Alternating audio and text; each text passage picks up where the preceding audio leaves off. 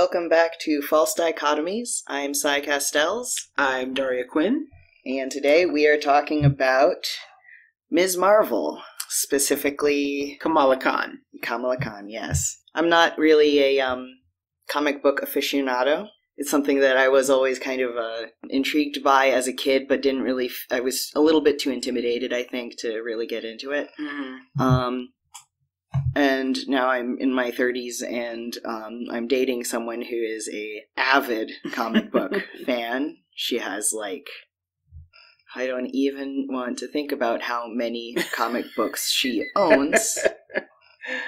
But that's cool. It just means that we need, an extra room in whatever house we live in.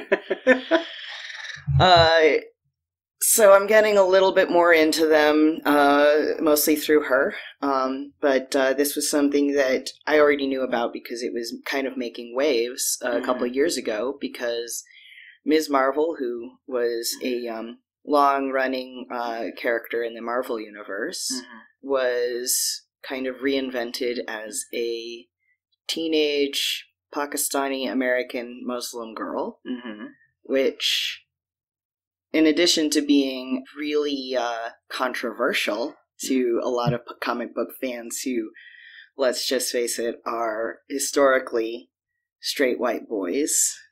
So this was specifically an appeal to broaden the appeal of comic books to a wider audience, but also to make some interesting statements about American culture right now. Yeah. So, and I think it did that really effectively. Yeah, the history of the Marvels in the Marvel comics goes all the way back to the original Captain Marvel, Marvel, who is a Kree.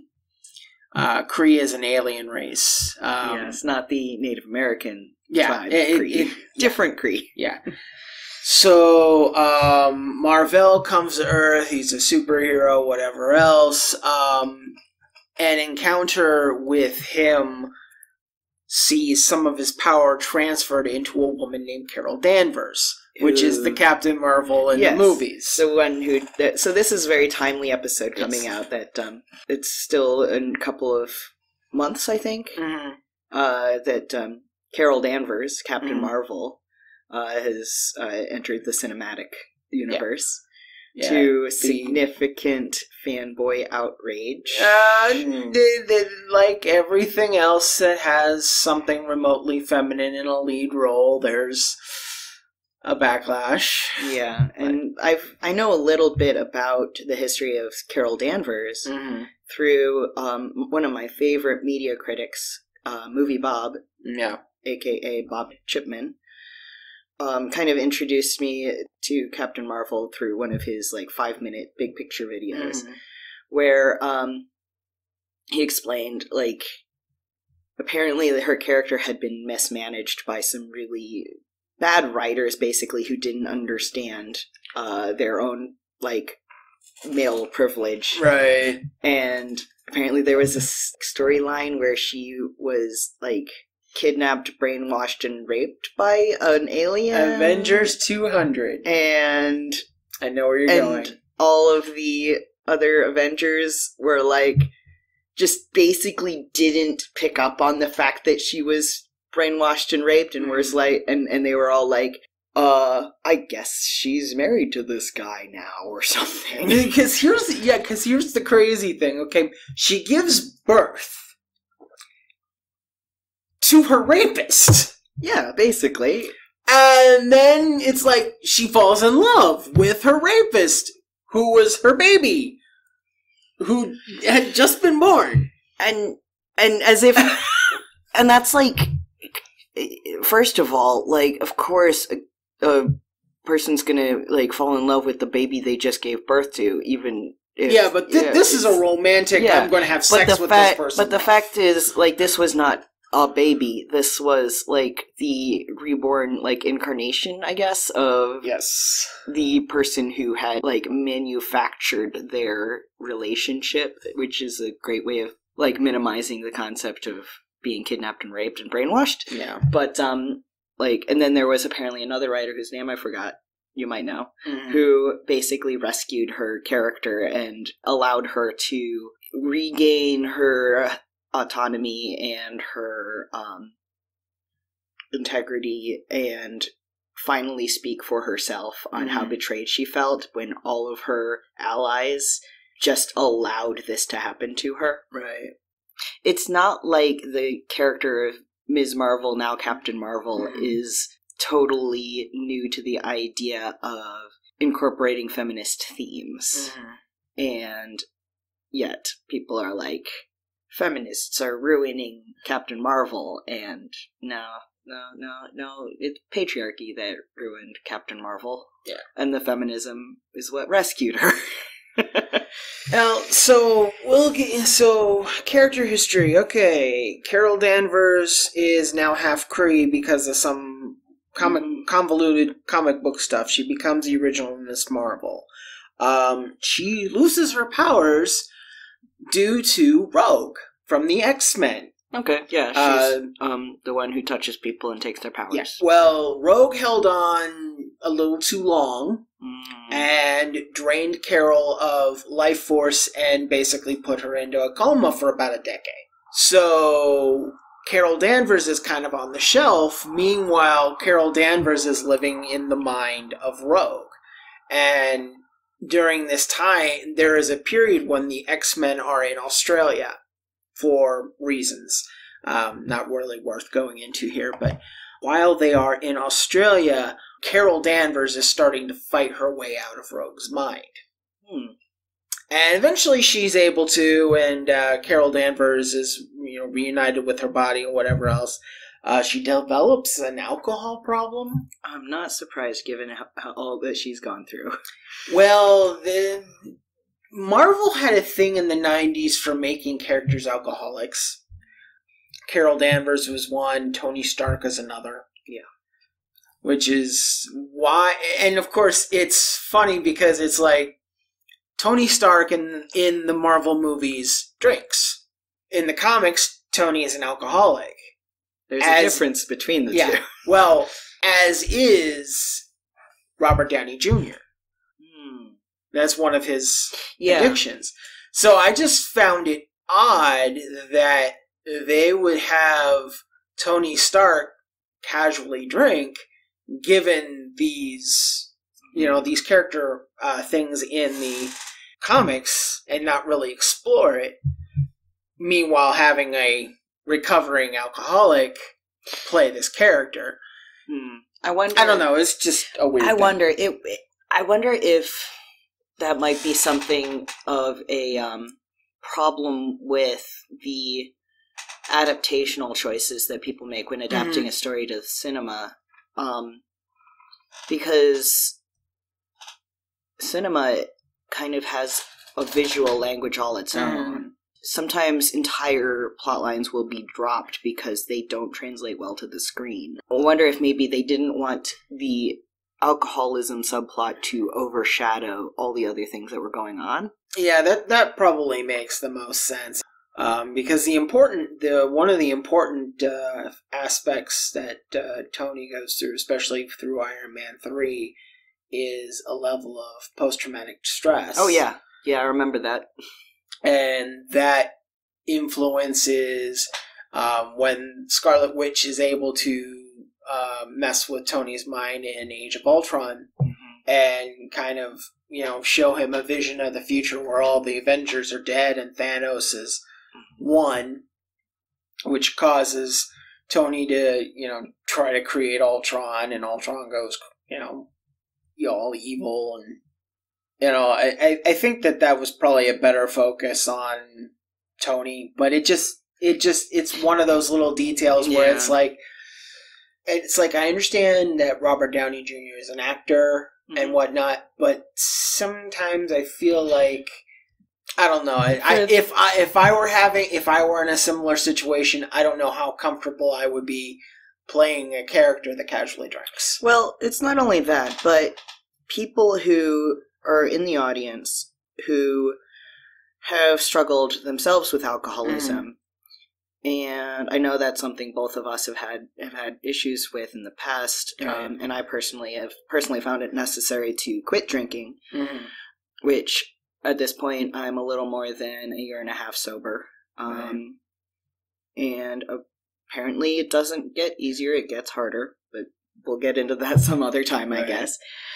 But to someone who actually has personal experience with that, to see that like on the screen might be a little bit more jarring than for someone who hasn't had reason to really think about what alcoholism does, right, and what it looks like and how it plays out in a character like Tony Stark.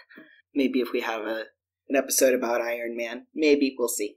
Oh, yeah, I mean, I do have almost all of the Marvel movies on Blu-ray. Why am I not surprised? You shouldn't be.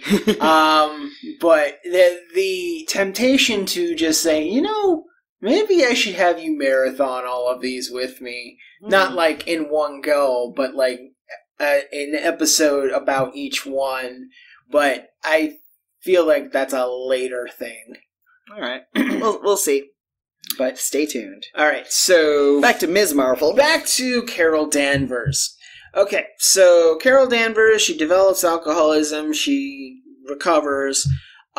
She's featured in the Jessica Jones comic, where Jessica Jones is essentially a victim of mind rape, mm-hmm. due to the Purple Man. If for those of you who saw the Netflix series, basically the character that David Tennant played, Kilgrave. Same powers, except that in the comics he's legitimately purple. And he not only basically mind-controlled and repeatedly raped Jessica Jones, he also sent her to attempt to destroy the Avengers. What is it with, like, if there's ever a powerful female character in these stories, why is it they always end up being raped in some way? And there's a lot of like feminist think pieces out there. Didn't that even happen to Buffy the Vampire Slayer? Didn't she get like at least attempted raped? Yes, by Spike. And that was season 6. All right, I know when it's coming. Trigger warning. It's in season 6. That happens, and in the meantime, the original Captain Marvel, Marvel, dies of cancer. Oh, I didn't know that could happen to a superhero. Well, not only does that happen to a superhero, it happens to a Kree. Yeah, how did that work out? It is one of the few deaths in comic books that have not been undone. So that's how you kill someone for good in the Marvel universe? You do it with cancer? Apparently. That's interesting. Good to know that. Keep that in mind for when Daria goes rogue. And in the process, Ms. Marvel becomes Captain Marvel and starts leading a version of Alpha Flight, which originally started off as a covert operations of the Canadian government and eventually basically became Space Cops. Space Cops, da-da-da-da. That just sounds so cool. So with the original Captain Marvel dead and the original Ms. Marvel is now Captain Marvel, we have a new Ms. Marvel. Yes.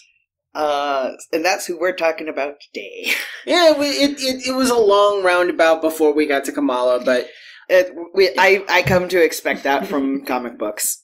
Yeah, apparently, Kamala Khan was just an ordinary teenage girl trying to balance her deeply religious family and her also status as a teenage girl in America trying to get people to like her or whatever.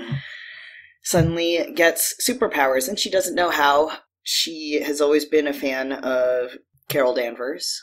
So her first thought is to take on her form, because one of her new superpowers is to change her form and to look like anybody she wants to look like. And so the first thing she chose to do was look like Carol Danvers. And then, and I suppose that's how she ended up sort of sliding into the persona of the new Ms. Marvel. Yeah. Although she ends up eventually taking on a persona that is more like her true self, which I think is really important, that she tries looking like her idol. And when she finds that she can't fully inhabit that persona, she has to adapt what she wants to become into something that she can realistically embody, which is someone who is, unlike Carol Danvers, Pakistani-American and shorter and darker skinned and Muslim and otherwise just is more true to herself. And, you know, this is also explained in the comic as, okay, so you will see Mystique in the movies where it's like shapeshifting is like nothing. It doesn't require a lot of effort or whatever else, or at least it does. The only time it ever seems to require Mystique to like concentrate her energy or anything like that was in X-Men First Class. Any other time she would shapeshift in form, and it was like she didn't have to struggle to hold the form or anything like that. So in this, Kamala Khan actually has difficulty maintaining Carol's form. So some of this is practical. Yeah. It is too straining on her energy to be able to maintain her powers and be useful, and then of course to maintain this form. Yeah, I think that, and that's a really useful metaphor, I think, for like, it is in real life exhausting to keep up appearances that you don't like identify with. And I'm saying this specifically as a trans person. There are varying levels to which you can fully inhabit a different persona without depleting yourself. The way that Kamala Khan puts it is it's not liberating, it's exhausting. Yes. And there are people for whom, like, pretending to be something they're not is liberating. And quite often they become actors because they really get significant, like, gratification from playing with their personal appearance and their the role that they play in the world, and that's never been something I could really do. The way that I put it is that I'm a terrible liar. If I'm not being myself, I'm just not gonna be. And that's ultimately what it came down to when I came out as trans, was just like I couldn't keep up the act anymore. And even realizing that it was an act was a bit of a revelation for me. And I mean, I had a very similar experience, and in fact, I mean, to this day, I have a significant curiosity of like, am I really me, or am I just the result of basically a misguided upbringing? You know, I think we could all ask that question of ourselves, like how much of who we are is really who we are, and how much of it is just like stuff we learned from people who didn't have our best interest in heart. Yeah. So, Kamala Khan, she undergoes pterogenesis. What is pterogenesis? Okay, so to set up, there are a race of people in the Marvel universe known as Inhumans. If you saw the ABC television series, just ignore that because that was a really, really bad translation and nobody actually liked it. But it's basically aliens came to Earth in like the ancient days and dicked around with human DNA and performed experiments with their literal dicks, or possibly. They never really go into it, but it's like this advanced race of aliens come in and experiment on early humans, and these experiments became the race that would become inhuman. So when they are exposed to something known as the Terrigen Mist, they go and undergo something that is called Terrigenesis, which, if you are inhuman, will unlock your latent power, which could be virtually anything. There is an inhuman known as Lockjaw, the big dog we'll talk about later. Oh yeah, Lockjaw. Well, Lockjaw used to be like a normal dude. Really? Yes, and Terrigenesis turned him into the giant pug you see now. Oh, so he's a literal trans species. Yes. Okay. And that's the sort of change that the Inhumans have. There, and then of course there is Queen Medusa, who is basically human passing, but she has hair that she can manipulate and has all kinds of tensile strength, and she can use as like a fifth limb. Now, this is something that isn't explained to Kamala herself for a couple of issues. Yeah, this comes later. At first, she has gained superpowers and she doesn't know how or why, but she has decided to use them for good. Yes. Which I think is a really cool way of doing it, because in real life, we will rarely, if ever, have an explanation for the circumstances we were born into or the things that happened to us in our lives. We will never know what would have happened if such and such did not take place. We will never know who we could have been if we hadn't made certain choices early on, or if certain choices had not been made for us. Right. And what matters isn't so much why those things happened, but what we do about it. Which is why I think that Kamala, when she is offered like a place amongst the Inhumans, she decides to continue living her life at home with her family in her school, and not like take them up on their offer of like having a place among them where she could be fully accepted. Right. I don't know if that's something that she could have done if she had not been given the time to really come to terms with her powers on her own. Because the need to belong is so strong, and a lot of people would give up who they are just to fit in with a group. And I know that's something that I also know as a trans person. I have known many people who I've had, like, a trans person I know said to me, I'm thinking of not transitioning because I am in love with a girl who isn't into girls. So I was like, I know I can't make this decision for you, but you are the only person you will never be able to live without. And I still don't know what that person ended up like deciding. Making the choice to do your own thing, even if it means doing it all alone, is really powerful. And as we see, Kamala is not all alone. She has really powerful allies on her side, even amongst the ordinary humans that she lives with. But we will get into that. We will get into that. So, okay. So, why does Kamala undergo Terrigenesis? How is she exposed to the Terrigen Mist? Well, this is comic book stuff that it's always long and convoluted, but basically, a cloud of Terrigen Mist has been unleashed upon the world accidentally. And it drifts around the globe. And it has two major side effects.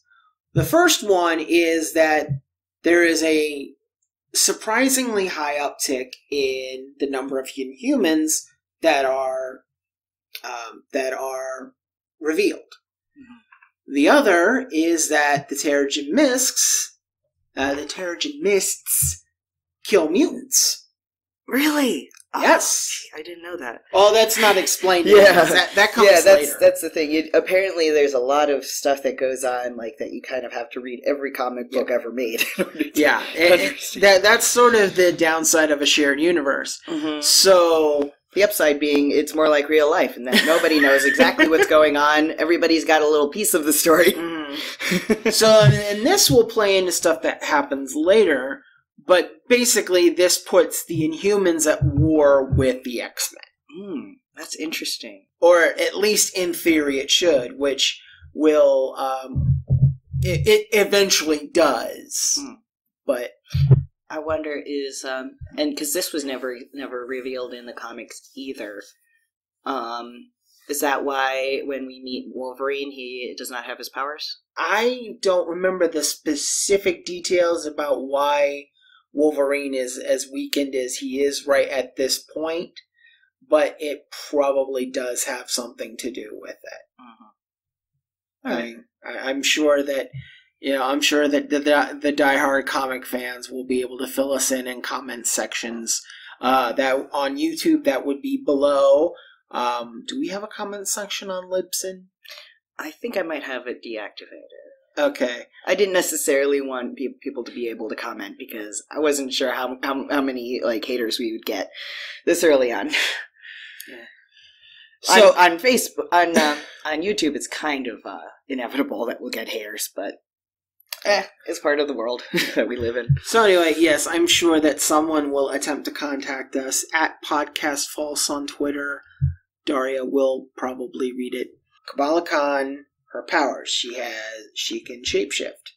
She can change her size. She can and she can change the size of individual body parts. That's cool. So she can only embiggen her hand or her legs or something like that, or she could do her whole body. Right. She also has regenerative healing abilities. And of course, a lot of times in comics, they don't tell you the metabolic consequences of having powers like this. But one of the first things that this comic shows us is that Kamala basically has to have a diet of a weight trainer. Yeah, I got that impression. It's and I kind of relate to that because I not recently, and you can tell by my general physique right now, but I have been a marathon runner in the recent past, and you have to eat as many calories as you possibly can. Yes. And you have to time it well, because if you run on a full stomach, it's not going to go well. But it's basically you eat a little bit in the morning just to get you through the run, and then you run, and then you get over the run, and you have to basically eat an entire pizza or something. It's just your body will just eat, and then you'll still lose weight. Anytime your body is doing really hard work, it needs to get that energy from something. So almost every time she gets in an extensive battle, it will be followed by a major carbo load, which sort of addresses, at least to me, a fear that is unfairly instilled into young girls about, basically a fear of food, a fear of weight gain, a fear of whatever else.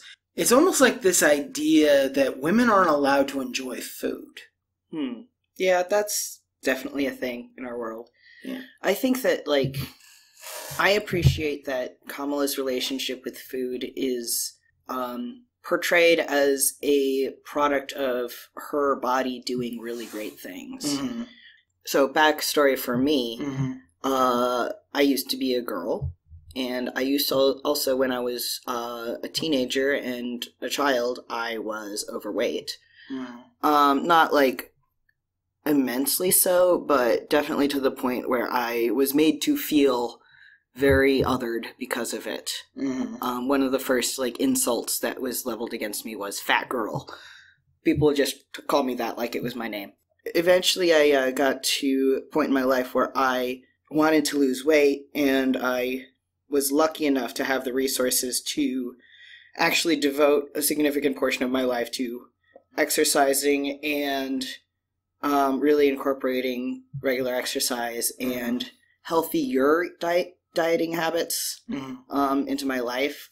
And I do recognize that very few people have the resources that I had at that time. I had a lot of time on my hands, and I could just devote it all to learning this stuff. And I did end up losing a little more than 100 pounds, but what I found was that the more I got into exercise and fitness and strength, the less I cared about my weight. Mm-hmm. So I really started to think of food as just fuel for my body to do things with. Right. Not something that was like fraught with all of this like fear about getting fat or making choices strictly because of, oh, is this going to make me fat or is this going to like help me get thin? But yeah, it's really, really hard to talk about being, especially a girl in our society, and talking about food and weight without running into a lot of these problems. And, well, I am, medically speaking, morbidly obese. They are not very tactful in that sense. I've always had weight issues, but they were exacerbated in middle school. I am a basically average weight kid through grade school and middle school, being called Free Willy and Yokozuna. Why are people so mean? Yeah, and before people wonder what a Yokozuna is, that will come later in the wrestling episodes, but what you need to know right now is Yokozuna is actually a title given to a champion of sumo wrestling. Oh, okay. So basically, either way, no matter how you know this name, it's big old fat guy. Gee, I wonder... I would almost take that as a compliment. But like... See, I would think so now, because I've actually seen... But it's but when it's meant maliciously, it's really hard to take it like any other way. Well, and I know that because like you can be proud of being queer and still when someone calls you gay as if it's an insult, it still hurts like an insult. Yeah. You know, I was assigned male growing up, and I was always really sensitive about my weight because I feel growing up I got these mixed messages because I never really believed I was male, but I was expected to be. So I kind of just like, well, I guess I just need to go along with this. Meanwhile, I'm getting all these messages about how girls should present and whatever else. And I'm also getting the negative reinforcement of being called Free Willy and Shamu and whatever else. And it's like, I'm supposedly a boy, but I keep being body shamed like I'm a girl. What the fuck is wrong with me that I'm getting this from both sides? It's not something wrong with you. It's something wrong with society. Yeah, but, try explaining that to a 7-year-old kid. I would be like, come here, little girl. Yes, you're a little girl. Be who you are. And yes, people will hate you for it, but I don't. And someday you'll realize that you can love yourself. So we got the origin out of the way, essentially. I have some notes about like what I would like to talk about specifically. One of them has to do with like the concept of normality. Right. There's this quote that when I read it, it says very shortly after she gets her powers and she's trying to come to terms with them. She says, "Everybody else gets to be normal. Why can't I?" And I read that and I was like, oh dear. Oh baby. Yeah. No, they don't. Nobody feels normal. But that's still such a, like, teenagery thing to think. Like, no matter who you are, when you're a teenager, you feel like a gross, like, sore thumb who is awkward and gawky and can't fit in anywhere because you're just in this flux state between childhood and adulthood, and you're in between, like, your life as a member of your family and your future life as a member of society. And it's like nothing works, nothing fits. Everything is just unfamiliar, and you just want to at the same time crawl back into your childhood and force your way into independence. And like nobody feels normal. But also feeling like you're the only person who feels that way is also a normal teenage thing. Because you still haven't figured out who your people are. The people you're going to be spending the rest of your life identifying with are. And that's like especially true for anybody who's of a marginalized identity, like Kamala, who is a Pakistani Muslim American in a post 9/11 world. Even the people who are kind to her have this almost condescending way, like they're concerned that she might be oppressed by her Muslim family or something like that. And what I ended up realizing is that every superhero story is about someone who is driven to protect a society that they feel alienated from. We get the X-Men, who are clearly marginalized because of their mutant status. We have Superman, who was literally an alien, and he can't relate to humans because he's vastly more powerful than any of them could ever be. We have Batman, who is, number one, isolated because he's an orphan, and also because he's mega rich and can't relate to ordinary people because of that. Spider-Man was a geek. Maybe the only people who can bear the isolating weight of heroism are the ones who are already isolated and who wouldn't be comfortable with normalcy because it isn't normal for them. And I think that that's something that Kamala Khan kind of comes to realize, is that she doesn't want to be normal. She doesn't like being normal. She has a chance to be, and she gives it up. Because it's not true to who she is. So, and to drive that point home, the name of the first collected volume is No Normal. So I think that's a really powerful message, and it's really in keeping with the traditions of the genre. I think that that's superheroes in general have that in common, and that's why I think that she seems to fit in well with superheroes, even though none of them share her particular brand of alienation. They all understand alienation in some way. I think that might be why, in real life, social justice movements tend to be very strongly allied to one another, like Black Lives Matter and trans rights movements and feminism, justice for immigrants. They are all kind of connected together because they all have this shared experience of being marginalized. And I think that's really powerful. It's something that I'm reminded of whenever I'm involved in activism in the community.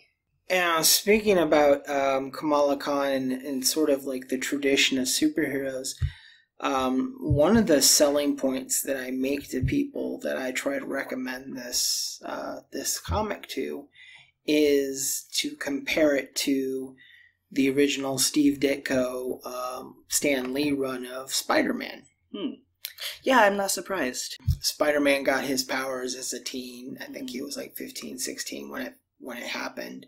And for the first, couple dozen issues, Spider-Man would go out and he would try to fight evil or whatever else, and he'd get his ass kicked. The first time he fought Doc and Dr. Octopus just bitch slapped him and tossed him out and demoralized Peter so badly that he actually considered quitting being Superman. This is issue 4. Spider-Man. Spider-Man. Yeah. What did I say? Did I say Superman? You said Superman. Okay. I mean, I imagine Peter Parker would want to quit being Superman because that's way too much pressure on a kid like that. But yeah, it's issue 4 when this happens, and Peter Parker wanting to quit being Spider-Man is a recurring theme. The tagline is, with great power comes great responsibility, and Spider-Man is basically Spider-Man out of guilt. There's a lot of parallels with the Spider-Man story. There's a couple of others that I kind of want to touch on. Yeah. Being a superhero out of guilt, I think, is something that a lot of white male, I guess, heroes in real life can probably relate to a little bit more, because if you are otherwise in a position of privilege, then heroism can be a little bit counterintuitive, because it's something that you would be better off if you weren't doing. I get this from white activists who are specifically in anti-racist movements, is a lot of them will talk about they are intensely aware of their own privilege, and that makes them feel a responsibility to help people who don't have their privilege. Right. Whereas people of color in anti-racist movements, or trans people in trans rights movements, or women in feminist movements, for them it's much more like, I do this or I might not be able to survive, or I might not be able to thrive in this world. It's a much more do or die kind of scenario, right, where it's not out of guilt, it's out of necessity. And I think that's part of why, like, it is more realistic, I think, to have superheroes who aren't straight white men. Right. That could be one difference between Kamala Khan and other superheroes who came before her. Yeah, she does not operate out of guilt. No, she honestly, and that's something that I like also was really drawn to with her, is that she cannot stand to see anybody suffering. Like, even like an animal, even her enemies. The first person that she saves is a white girl at her school who's been like shitty, like, about her being Muslim, and in this like really condescending way.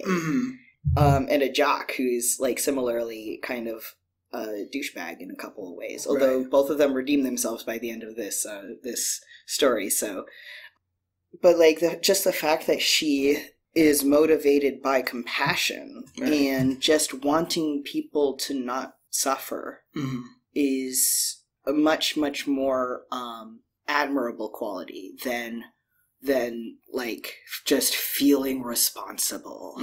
Yeah, a big part of that too is because she's such a fangirl. I mean, she writes Avengers fan fiction. Yes, in a world where the Avengers are real, which is, I think, a whole different. Yeah. I mean, I know that people write fan fiction for people who really exist. I've always found that kind of creepy until I started wanting to do it myself with certain people I'm fans of. So what I really like about the influx of these younger characters in Marvel, and more than just the fact that they're not necessarily straight white men. You have Miles Morales, who is black Latino, and he's another Spider-Man. There is Riri Williams, who is Ironheart, basically a spinoff of Iron Man. And she's like a teenage girl who basically built her own Iron Man suit. Good for her. Yeah. She's considered one of the smarter people in the Marvel Universe. In fact, right now, canonically speaking, the most intelligent person in the Marvel Universe is I believe Moon Girl is like 12. And she is supposedly smarter than Reed Richards, who was previously the smartest person in the Marvel Universe. Yeah, but he didn't stop global warming, so how good was he? Well, that wasn't news back then. He didn't do a lot of things. Yeah. So it's just this influx of these new characters that are not just diverse, but independently powerful. Yeah.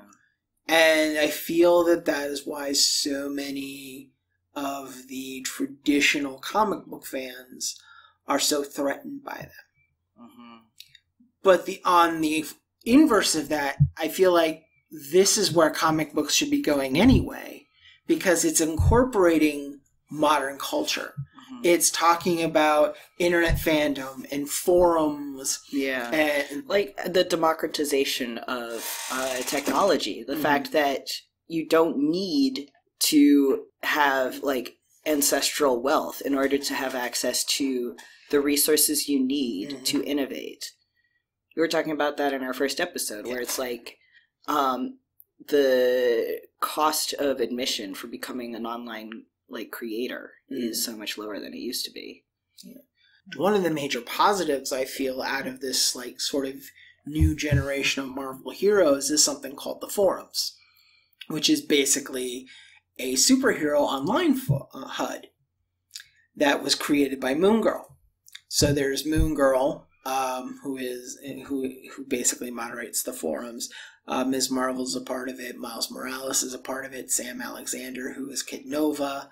Amadeus Cho, who was the Hulk he is a Hulk-like character, but he actually had the name for a while. Okay. Now he's called Brawl because Bruce Banner's not dead anymore. That's usually how this goes. Basically, the oldest, and they're mostly all the teen heroes, like Vision and whatever else. The oldest person that is known to be on the forums is Hercules. I'm guessing actual Hercules from like Greek mythology. Hercules. Kevin Sorbo Hercules. No. This one is openly bisexual and totally never going to be in a God's Not Dead movie. Good. I mean, I have my problems with Kevin Sorbo's more recent work, but I will stan his Hercules for the rest of my life. Yeah, Hercules was good, you know. The show was good. As was Xena. Ah, yes, I remember. In the mid-90s, I could not get the station in for Xena to save my life. No. And the thing was, I actually ended up having to hang my antenna off. My room was a basement back then. Mm-hmm. So I'm hanging an antenna off the ceiling like a weirdo Art Deco piece just to be able to get Channel 43 in. Aww. And the worst part of it was that Xena would almost always be preempted by local sports. Ugh. So eventually USA Network picks it up. You would think that the jocks would be all over Xena because she is hot and badass and does backflips in the air.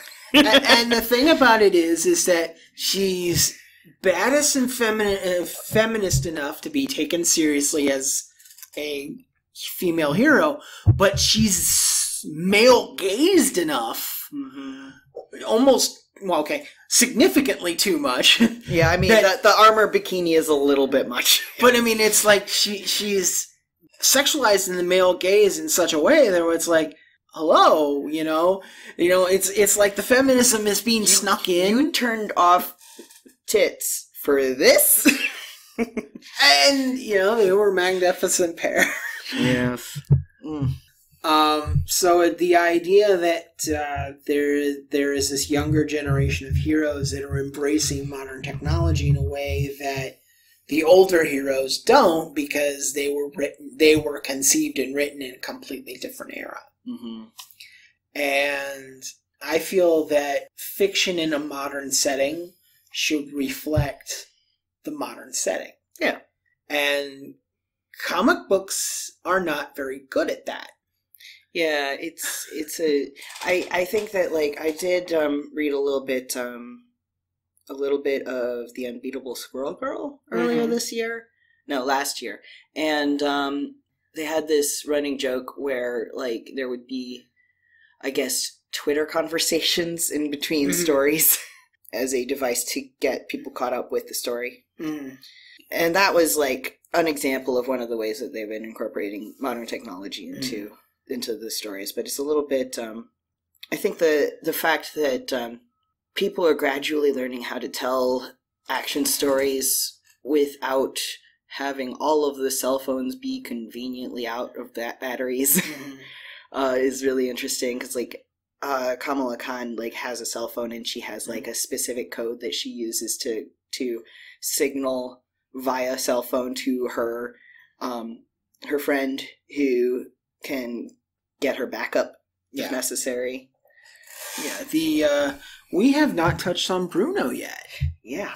Now, this is not to be confused with next week's episode. Next episode is going to be about a webcomic that was from a couple decades ago called Bruno. So anyway... this Bruno is different. Okay, so Bruno is Kamala's man in the chair, so to speak. He is her tech advisor. He is her backup in a lot of situations. Confidant. He is responsible for creating a substance which allows her costume to expand with her. Yeah, although she's not supposed to get it wet, although we have not seen what happens if she does get it wet. At least not in this.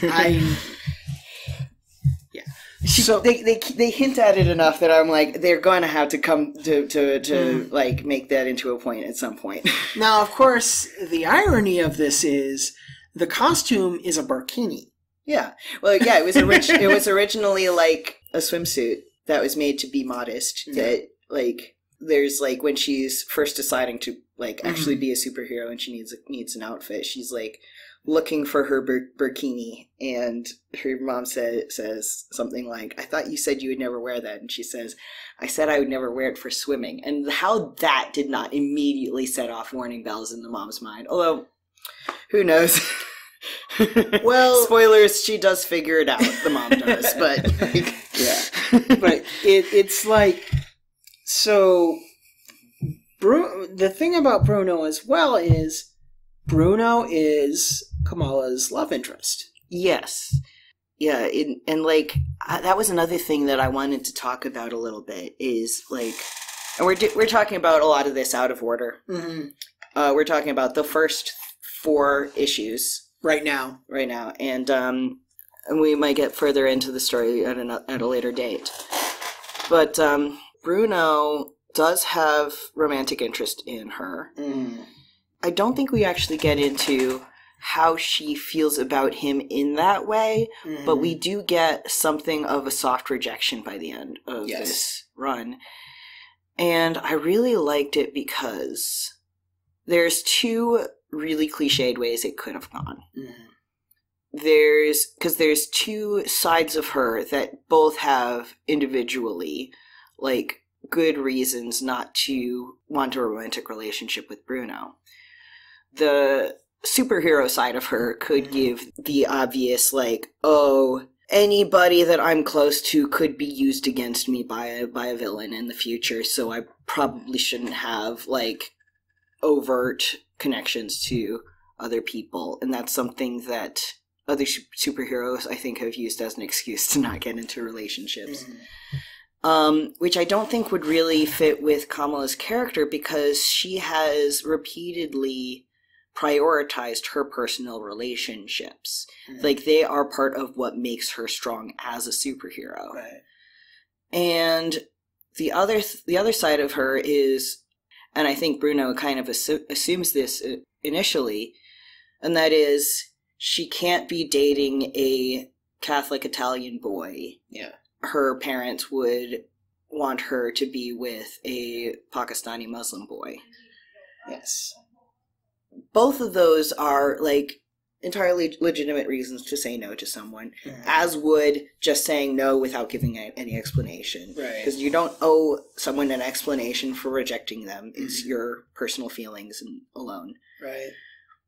But the reason she gives is that she has this superhero project that is taking up so much of her personal resources.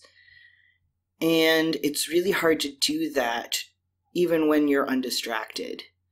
She wants to give it the best shot she can, and she feels like until she has figured out how to be the best Ms. Marvel she can be, she doesn't want to be, like, focused on romance and dating and stuff like that.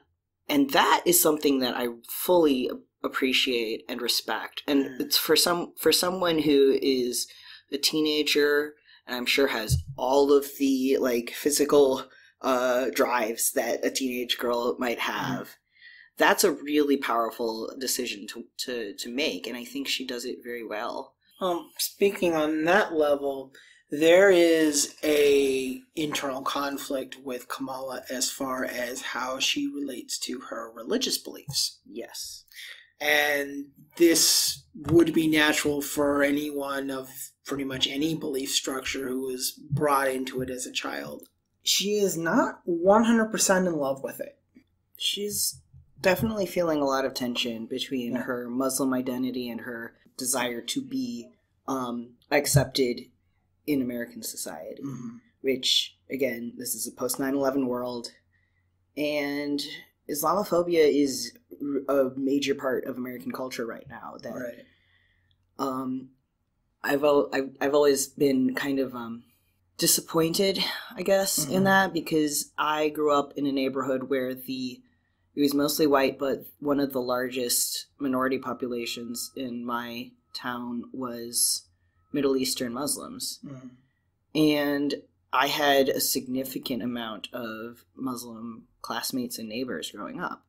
So when 9/11 happened, I was in middle school at the time, and people were like, in the weeks afterward, I saw like Islamophobia kind of rising in the world around me. And again, I was a very naive young person at the time, and I didn't really believe that people around me could be like terrible.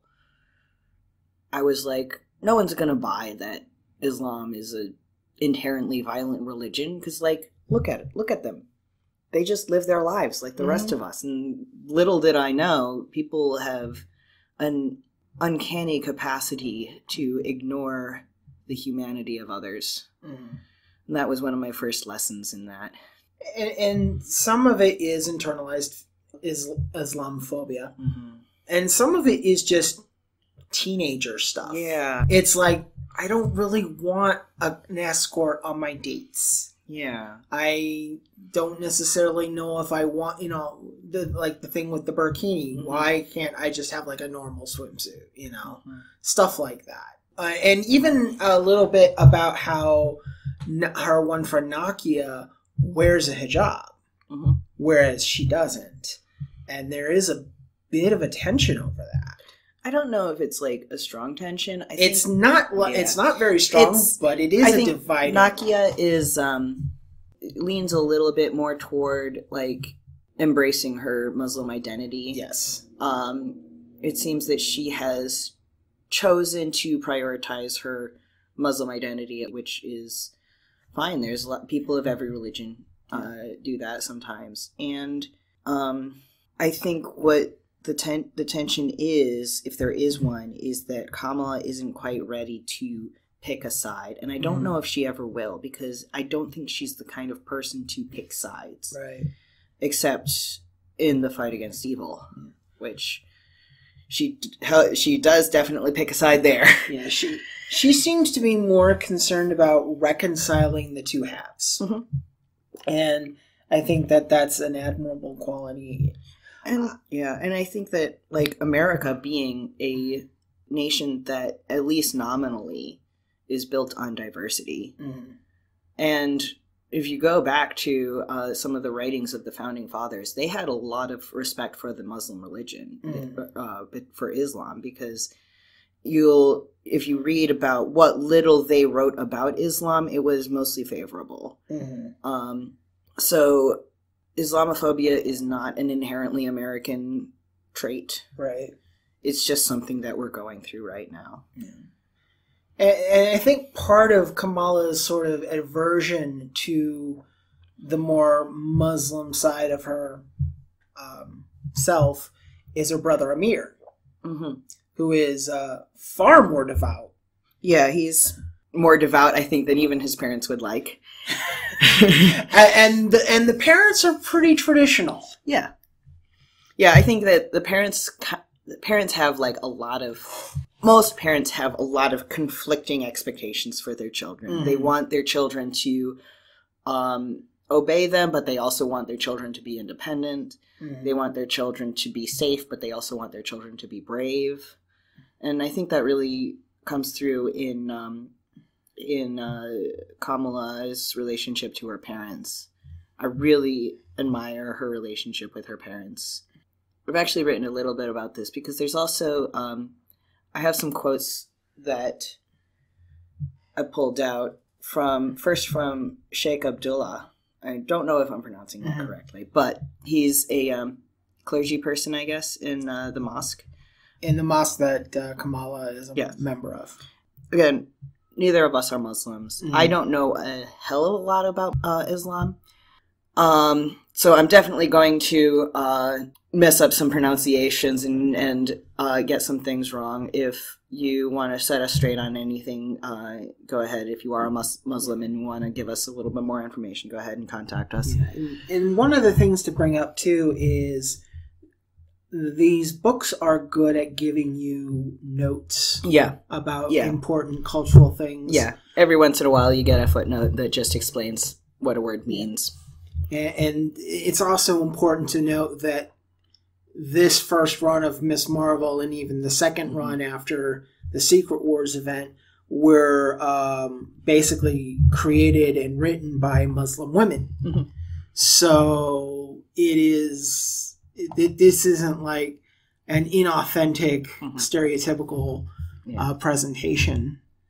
So it's like if you are like us and you're, white non-Muslim people, it may come off as you may be intimidated by the fact that it is a completely different culture, but the book does keep you in mind and tries to inform you. Yeah, I think that the themes are universal enough. Yeah. So, and this is from the volume entitled Generation Y.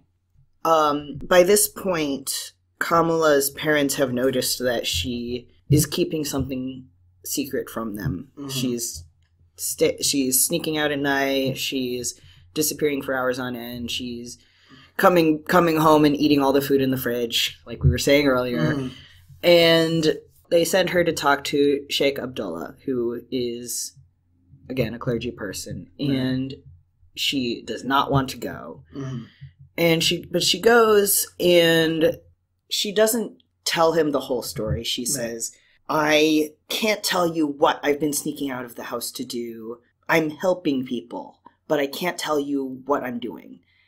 She doesn't mean to disobey her parents, but she has to in order to do the things she has to do. Mm-hmm. And she just basically trying to explain the situation without telling him that she's a superhero. Right. And he surprises her and he says, maybe you should get a teacher. And later on she gets a teacher, but we'll get into that. And she's surprised and she says, I thought you were going to tell me to be a good girl and focus on my studies. And he says, if I told you that, you'd ignore me. I know how headstrong you are.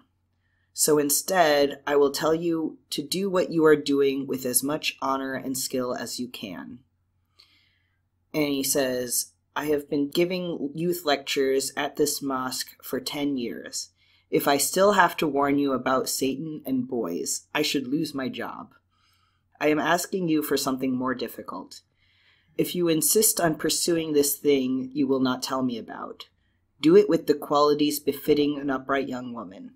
Courage, strength, honesty, compassion, and self-respect.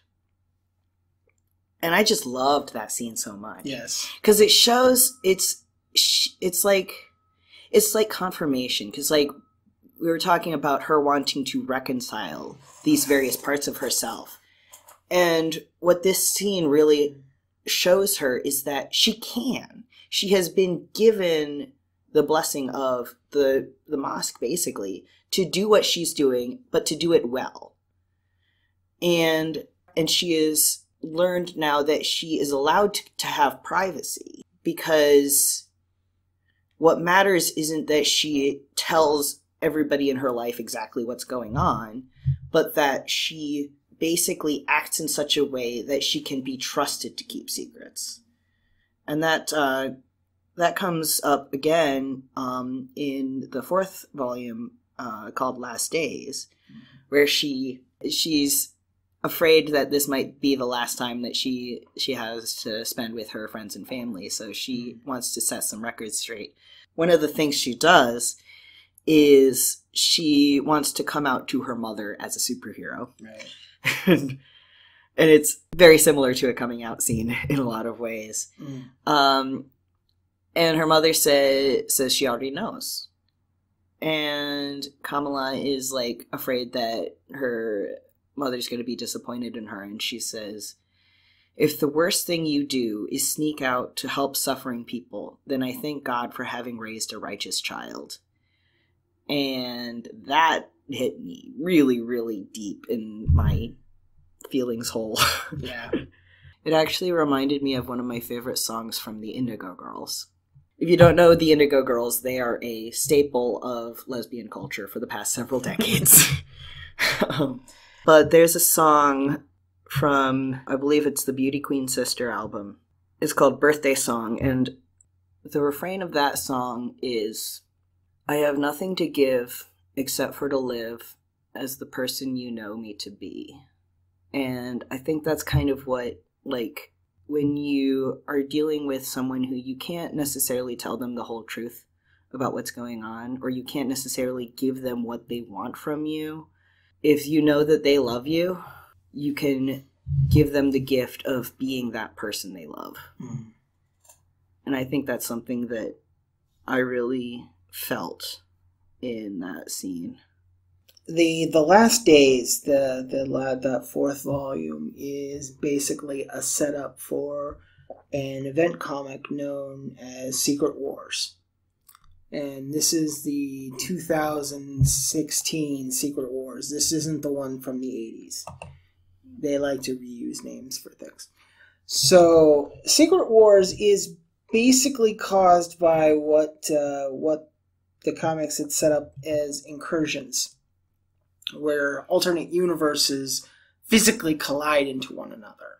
Mm-hmm. And only one may survive. And Last Days is basically the showdown of the final two universes in the Marvel multiverse, which is the mainline comics, which Kamala is a part of, and what was considered the ultimate line of Marvel comics, where characters like Miles Morales comes from. Mm-hmm. Miles Morales being the younger Spider-Man right now. Is this sort of like an Infinite Crisis? Yeah, it's basically Crisis on Infinite Earths done Marvel style. Okay. So everything ends, and Doctor Doom, through the power of the Cosmic Cube, assembles a new world out of pieces of the previous multiverse. And keep the good stuff, throw out the bad stuff. Well, it's kind of more like take what's left and try to stitch it together into a patchwork quilt and hope it stays together. That sounds roughly analogous to real life. And so Secret Wars is basically dealing with the power of Doctor Doom as a god and those who have opposed it in an attempt to rebuild the multiverse. So basically Last Days was setting up for what was supposed to be a hard reboot of Marvel. So with this, Last Days really was the end of the world for Ms. Marvel. Or at least what probably would have been the end of the world had Doctor Doom not acquired the Cosmic Cube and played God. Okay. A lot of this I'm just like... Oh, that's okay. I'm just letting it enter my brain and saying okay to it. I'm not gonna... I'm not... Please don't quiz me at the end of this. That's okay. That's basically what I'm saying. Yeah. I'm throwing out a lot of this extraneous... to kind of give you an idea of just how much is going on and how difficult it is to just follow one comic series these days.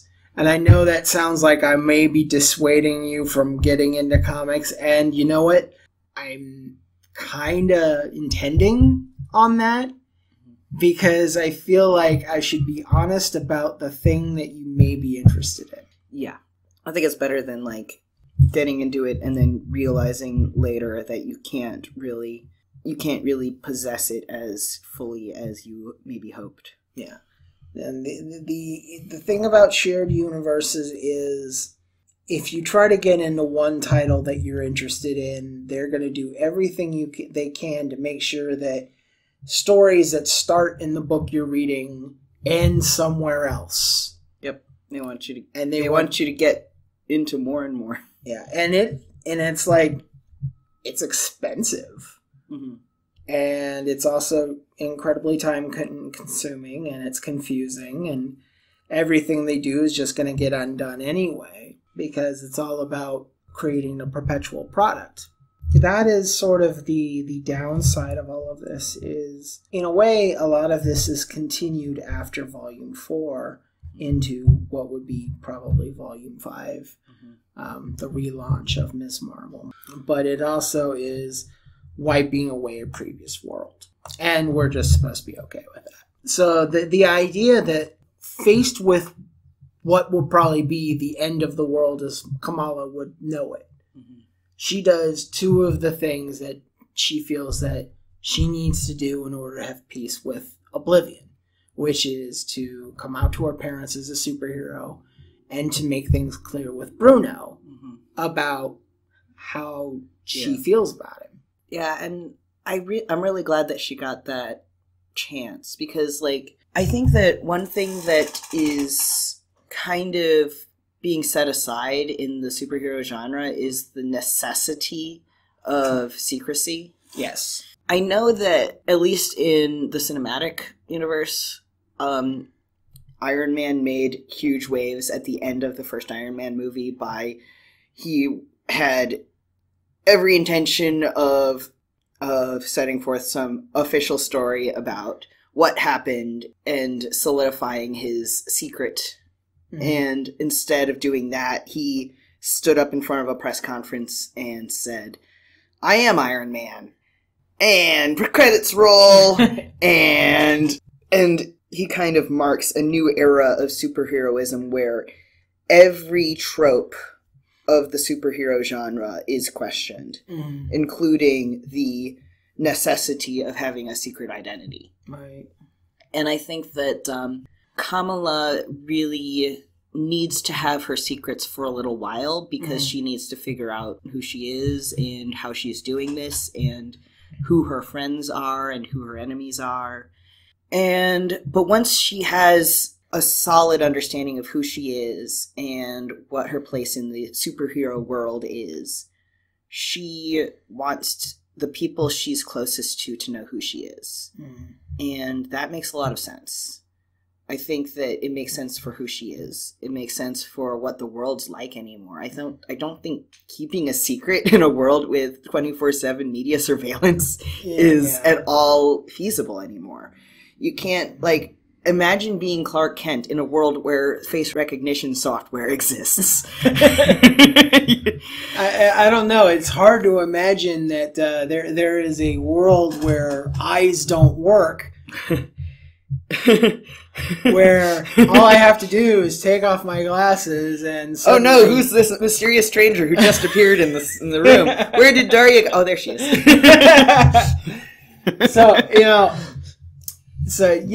I do feel that it is sort of the death of the secret identity, and I feel that there's another practical use for that, which is the reason for the secret identity was always, I want to protect the people I love from my enemies. All right, but here's the problem with that. The people that you love don't know that they're potentially in danger. Yeah. Not only that, but, like, I don't know if you've noticed, but keeping a secret from your intimate friends and family tends not to be very good for those relationships. Right. Like, that's something, again, as trans people, we know. Because, like, if you're keeping a major part of yourself secret, people are going to know that you're hiding something from them. And if you don't tell them what that is, their mind could go anywhere. Like, they could... We saw that Kamala's mother was relieved that if Kamala was going to have this big secret, it's not that she's, like, involved with drugs or crime or something like that. She's happy that this secret is a good one. Right. There are good reasons to keep secrets in the short term, but in the long term, secrets only harm the people you're closest to. Right. So, speaking of enemies, the inventor. The inventor. I have a theory about the inventor. I open the floor. Go ahead. Okay, so this is something that I just came up with this morning. Should we give a little background information on who the inventor is? Yes. So you might be able to put it into words a bit better than me because, like... So, somehow, the DNA of a bird got combined with the DNA of Thomas Edison, the inventor. And this mutant Birdman despises millennials. Oh, yeah. Absolutely. So much so that he is basically finding the most jaded, unaffected, burnout, lost all hope kids and convincing them that they are so worthless to society that the only use they have is to be living batteries for his inventions. I think that covers it. Yeah. So here's my theory. Call me a commie if you want. But I think the inventor is an allegory for capitalism. That really crystallized in my mind this morning when I was while I was making coffee this morning. I sometimes listen to leftist political commentary. Mm-hmm. And so I have to thank the YouTube channel Zero Books for sparking this thought in my brain. The way that the inventor basically dehumanizes people in order to turn them into tools for his personal goals, I felt was in harmony with this quote from the Communist Manifesto, which goes, "The bourgeoisie, wherever it has got the upper hand, has put an end to all feudal, patriarchal, idyllic relations. It has pitilessly torn asunder the motley feudal ties that bound man to his natural superiors, and has left remaining no other nexus between man and man than naked self-interest, than callous cash payment. It has drowned the most heavenly ecstasies of religious fervor, of chivalrous enthusiasm, of Philistine sentimentalism, in the icy water of egotistical calculation. It has resolved personal worth into exchange value, and in place of the numberless, indefeasible, chartered freedoms, has set up that single, unconscionable freedom, free trade. In one word, for exploitation, fueled by religious and political illusions, it has substituted naked, shameless, direct, brutal exploitation. The bourgeoisie has stripped of its halo every occupation hitherto honored and looked up to with reverent awe. It has converted the physician, the lawyer, the priest, the poet, the man of science into its paid wage laborers. The bourgeoisie has torn away from the family its sentimental veil and has reduced the family relation to a merely money relation." So I heard that quote, and I was like, shit, that's what the inventor did. He takes these young people filled with potential and individuality and convinces them that their only value is as interchangeable cogs in a machine. Right.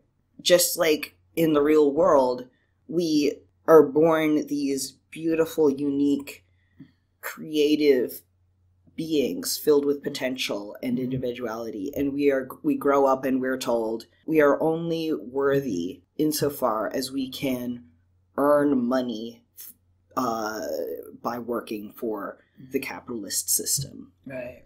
And anyone who can't is just not worthy of life. And I think that was a blatant message. Yeah. G. Willow Wilson, who is the writer of this series, or at least was the writer at the time when these stories were made, she is really good at creating metaphorical subtext. Mm-hmm.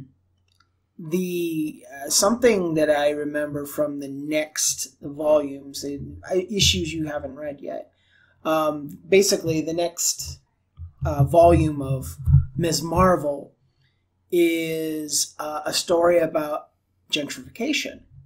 Oh, I'm looking forward to that. Yeah. And so this company called Hope Yards is invading Jersey City and trying to gentrify it, and they are using Miss Marvel's image as a promotional tool. Ooh. So, of course, Ms. Marvel's like, fuck this shit, and starts investigating Hope Yards to find out that it is Hydra. Oh, and for that's amazing. For those of you who don't know what Hydra is They're like Nazis, but worse. They basically are Nazis. In fact, depending on your Marvel multiverse, they either are Nazis or are responsible for creating Nazis. Mm-hmm. This is who Captain Marvel is who Captain America went off and punched the dicks out of. Yes. Back in his halcyon days. Yes.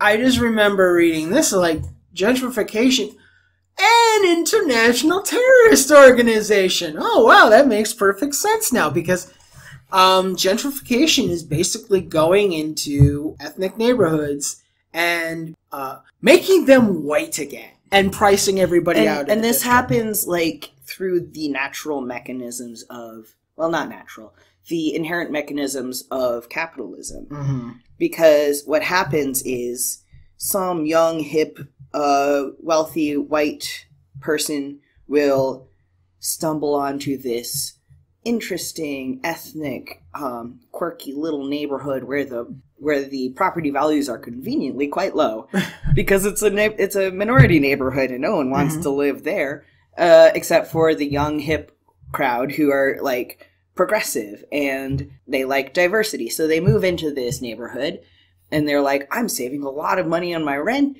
and I get to live amongst all these amazing diverse neighbors. And then it brings all the other yuppies in. And as more wealthy white people move into the neighborhood, demand goes up, prices go up. The people who have been living there for, in some cases, many generations suddenly have to move because they can't afford the rent anymore. Houses get demolished because they're too old and run down, and they're replaced with high-rises and condos, and they just become another upper-middle-class hip neighborhood with expensive restaurants and expensive condos. And where do the minorities who lived there originally go? Well, some of them become homeless. Some of them move to even worse neighborhoods. And the cycle repeats itself as they get established in older, cheaper neighborhoods. And then people realize, ooh, shit, that place looks cool too now. Let's go fuck that place up. So each stage in this process is completely normal in a capitalist system. And people think that because that's just capitalism working normally, then that makes it okay. We keep forgetting as a culture that capitalism isn't normal or natural. Right. It is a way that the world works. It is not the way the world works. And we can change it if we decide to collectively. So call me a commie if you want to. I don't personally identify as a communist. And this is not about my personal beliefs. I do have significant problems with capitalism, though.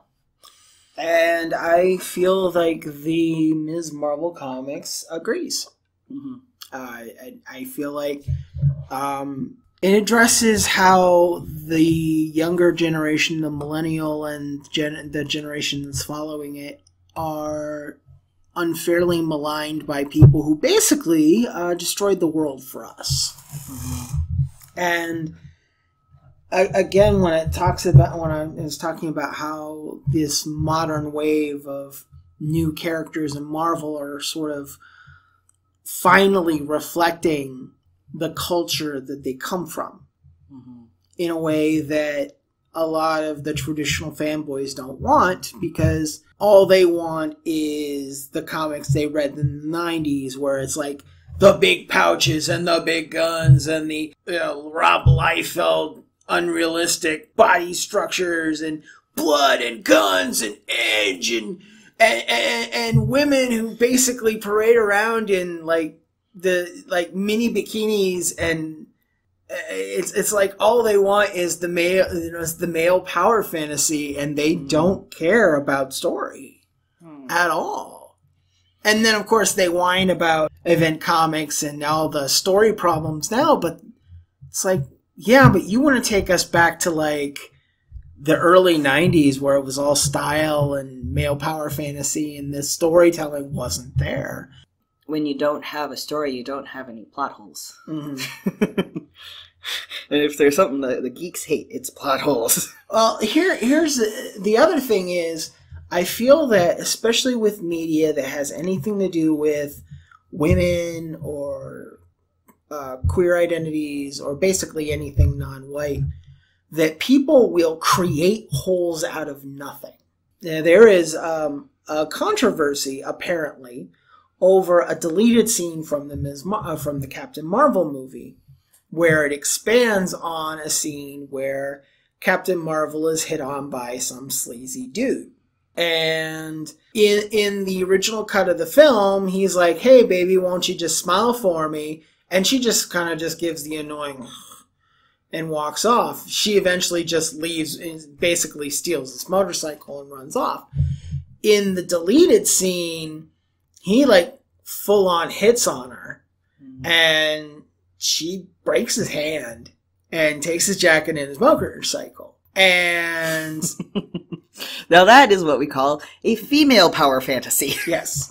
Now, here's the thing: the male backlash is like, you've just made this character wholly unlikable now because, you know, she broke a dude's hand and stole his clothes and a motorcycle. And all he did was objectify her sexually. But here's the funny thing. Okay. Terminator 2. Arnold Schwarzenegger comes from the future, and because clothes can't time travel for some reason, naked Arnold Schwarzenegger walks into a bar. Arnold scans the different people that are there, and he finds somebody that's compatible to his size. And he goes up and says, "I need your clothes, your boots, and your motorcycle." And of course, this guy's like, "No." So Arnold kills him. And pretty much everybody else in that bar. Oh, but he's a dude. And he's the hero of the story. Well, okay, he is the machine that's gone back in time to protect John Connor, who is the savior of the human race in the future. And he is considered badass and cool and whatever else. And people are dead over clothes, boots, and a motorcycle. Captain Marvel broke a dude's hand who was disrespecting him. The dude, actually, he might not even have a broken hand. It may just be bruised. Or if the worst thing is it's a broken hand, oh my God, this horrible person that came up to her and completely disrespected her, he gets a broken hand. Arnold Schwarzenegger kills an entire bar of people for the same things. Oh my God. And like we all need to bend over backwards to support the troops, but how many civilians have been killed in wars by American military in the past few decades? Am I allowed to say that makes the troops wholly unlikable to me? Well, that's the problem with either or thinking. I think that, like, there's an expectation that female superheroes have to conform to, like, a double standard where, on the one hand, because they're superheroes, they have to be strong and heroic and independent, but because they're women, they're also expected to be compassionate and nurturing and nonviolent and likable. Right. And that double standard is part of what really fucked over Carol Danvers. Right. Is like what she found was that her male allies just weren't on her side because of their conceptions of what a woman is supposed to be like. That her suddenly falling in love with her rapist and wanting to live with him, so it just seemed so natural to them because they, as far as they know, that's what women do. They fall in love and they marry and they settle down and they quit the workforce, and they spend the rest of their lives as like subservient wives and mothers. Oh. And that kind of blinded them to the reality that she was being victimized. In that way, I think that it was really good for Kamala to like commit to being somewhat independent, even though she maintains these very strong ties to her friends and family. She is definitely, as Abdullah said, headstrong. She will do what she wants, and I think that that's greatly to her credit. And the when we're dealing with women heroes, there's usually this expectation of greater strength. And, Xena is probably another, a good example of the fact that she has to literally jump into the sky and do quadruple backflips and kill a man with like one sharp blow to the neck. And then there's this higher expectation of being sort of like this aggressive sort of warrior type, where it's like, yeah, that's nice, but it's the only version of a female hero you see. Whereas Ms. Marvel is a very different kind of character in the sense that it isn't about aggression or power or strength. It is about compassion and tribute. Yeah. That's what, and that brings me to like the last thing that I have that I really wanted to make sure I talk about. It comes up when she meets Wolverine, who shortly after Abdullah advises her to find a teacher to teach her how to hero better. As fate would have it, in her next mission, she encounters Wolverine in a depowered state, and they end up helping each other through this task. And that leads her to also be found out by the Inhumans.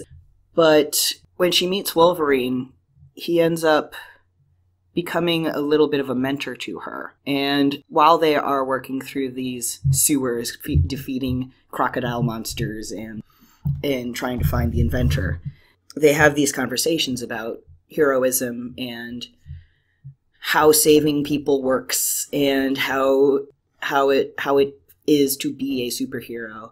I was really struck by this one exchange where she's feeling compassion for one of the monsters that they've just defeated, because that's, I think, one of her core traits is that she doesn't like to see anybody in pain. She says, "Is it possible to help people without hurting other people?" And Wolverine says, "No, it ain't. It all circles around. The hurt, I mean. Sometimes you can avoid hurting other people, but it usually means you get hurt pretty bad instead. The pain's gotta go somewhere."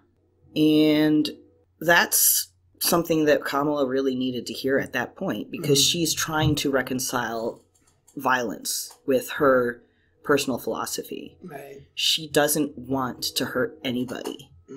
But she has to realize that she has to hurt people in order to save other people. And coming from Wolverine, that's especially powerful, because she knows that he's one of the most powerful mutants there is. And certainly the most aggressive. Yeah. And one of the powers that they have in common is their healing factor. Yes. Although hers works in somewhat different ways. And hearing a lesson about pain from someone who has a similar relationship to pain as she does, it's very credible. And I think that he says it very well, because he does say that sometimes you can avoid hurting other people, but it means you get hurt yourself. And I remember reading that and I was like, this is true in real life. And it's especially true if you're a minority.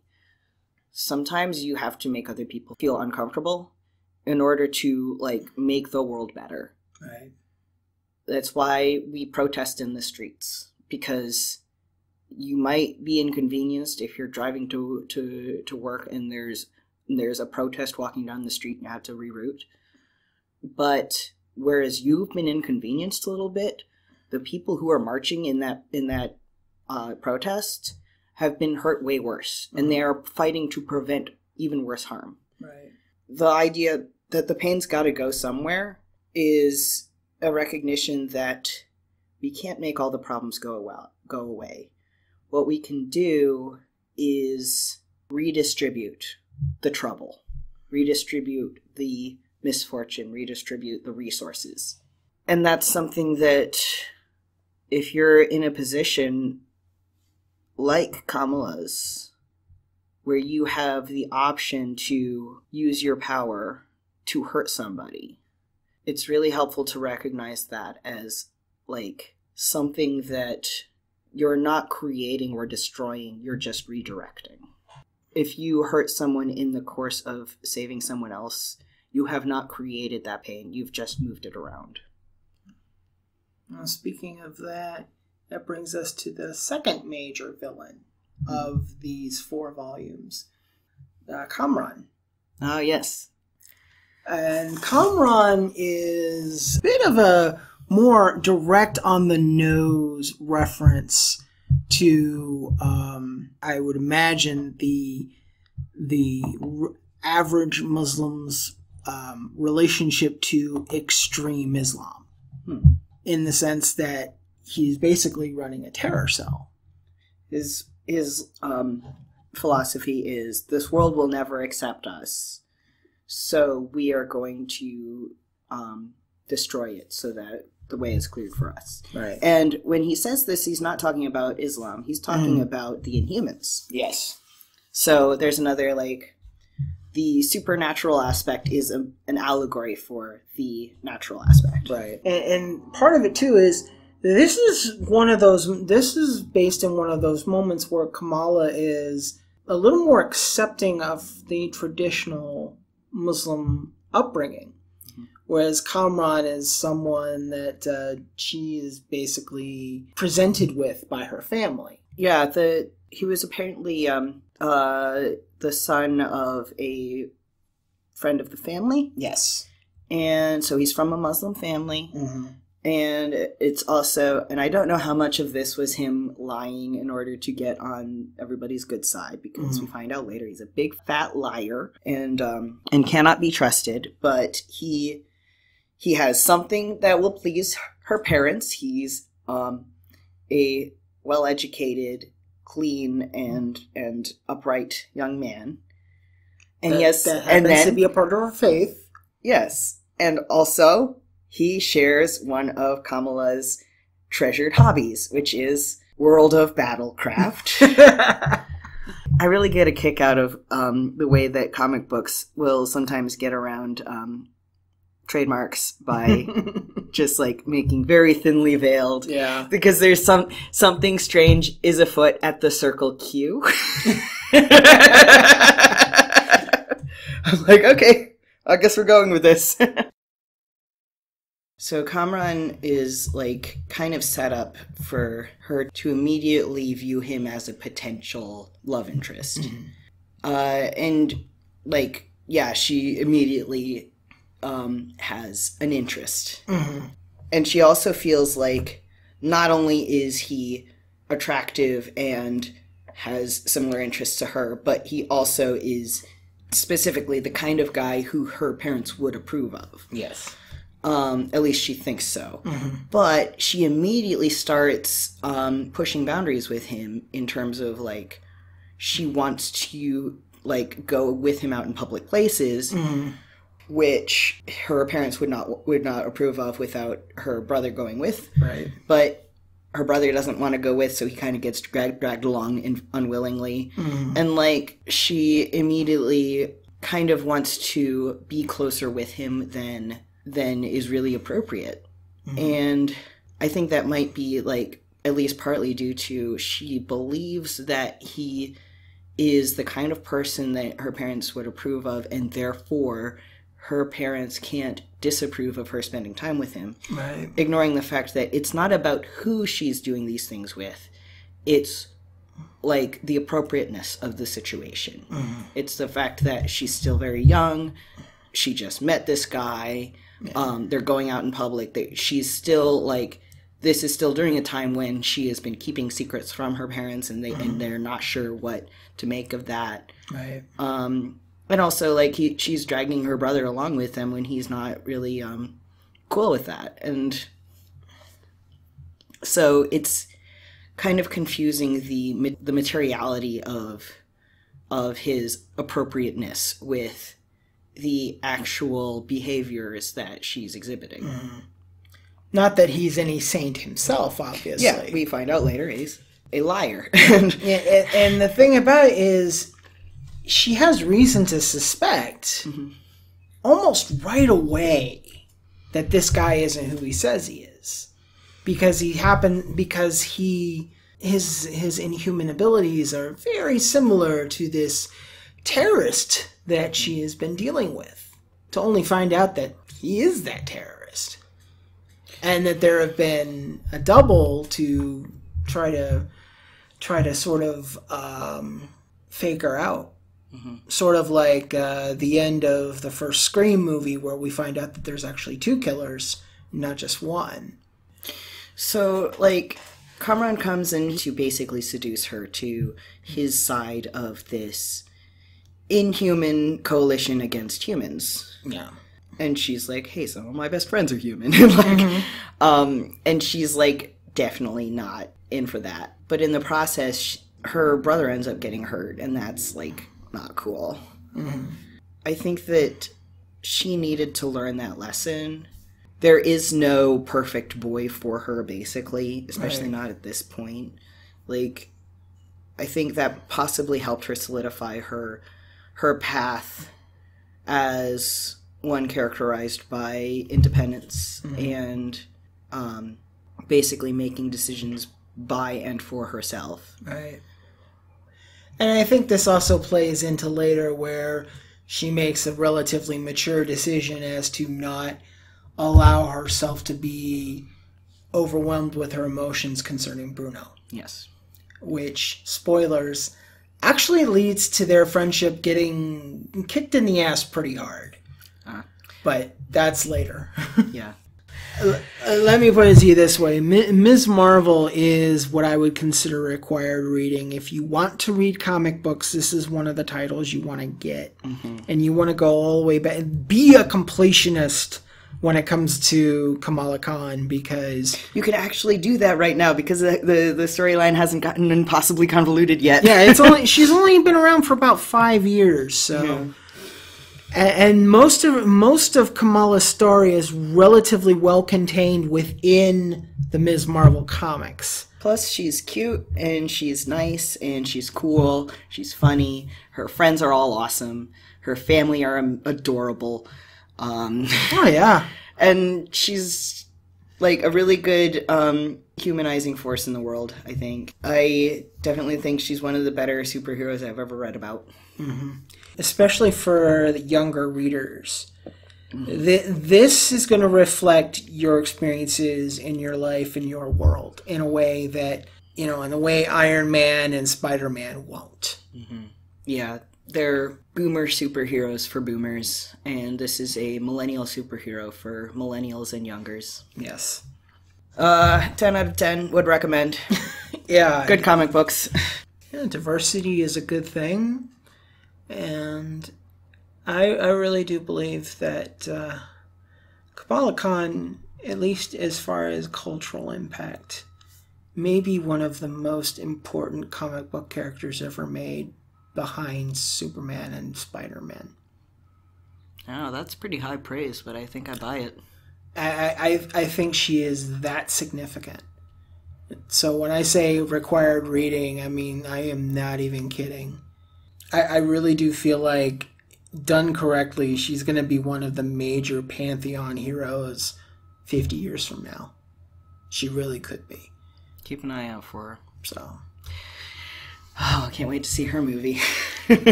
One day. One day. When they figure out how to do it. So, until then, this has been False Dichotomies. I'm Cy Castells. I'm Daria Quinn. And thank you for spending your time with us.